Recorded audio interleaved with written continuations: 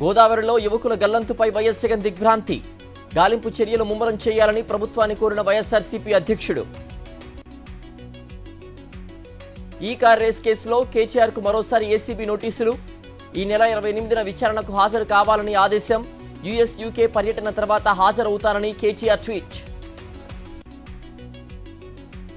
కేటీఆర్కు ACB నోటీసులపై స్పందించిన కవిత. రేవంత్ కుటిల రాజకీయ క్రీడలో భాగంగానే నోటీసులంటూ ఘాటు రిప్లై. భూపాలపల్లి జిల్లా మహదేవ్పూర్ వద్ద బస్సులో చెలరేగిన మంటలు. 2 ఫైర్ ఇంజన్లతో మంటల్ని ఆర్పిన అగ్నిమాపక సిబ్బంది. శ్రీకాకుళం జిల్లాలో వజ్రపు కొత్తూరు రోడ్డు నిర్మాణ పనులు చేపట్టాలి. రోడ్డు నిర్మాణం చేపట్టకపోతే ఉద్యమం చేస్తామన్న సిపిఎం నాయకులు. నల్గొండ జిల్లా చిట్యాలలో గోవుల అక్రమ రవాణా. 42 ఆవుల్ని తరలిస్తూ ఉండగా పట్టుకున్న బజరంగ్ దళ్. శ్రీశైలంలో వీరభద్రస్వామికి ప్రత్యేక పూజలు. పంచామృతాలతో అభిషేకం నిర్వహించిన అర్చకులు. సిద్దిపేట జిల్లా అంకిరెడ్డిపల్లిలో అంబేద్కర్ విగ్రహావిష్కరణ. అంబేద్కర్ ఆశయ సాధనకు యువత పాటుపడాలన్న హరీష్ రావు.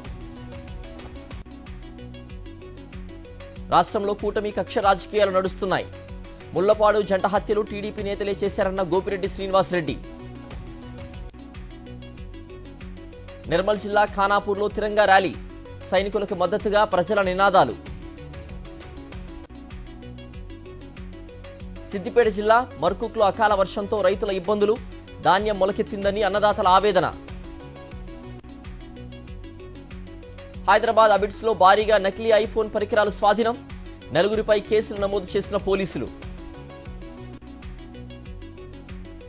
ఘనంగా ముగిసిన కాళేశ్వరం సరస్వతి పుష్కరాలు. 650 డ్రోన్లతో లేజర్ లైటింగ్ షో నిర్వహించిన ప్రభుత్వం.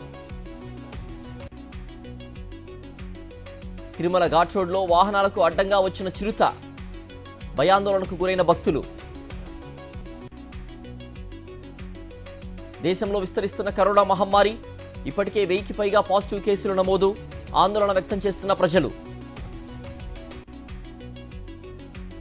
ఢిల్లీలో కేంద్ర విదేశాంగ మంత్రి కీలక భేటీ. ఆపరేషన్ సింధూర్ గురించి పార్లమెంట్ ప్యానెల్కు వివరించిన జైశంకర్. గాజాపై మళ్లీ దాడి చేసిన ఇజ్రాయెల్. 54 మంది మృతి, పలువురికి గాయాలు.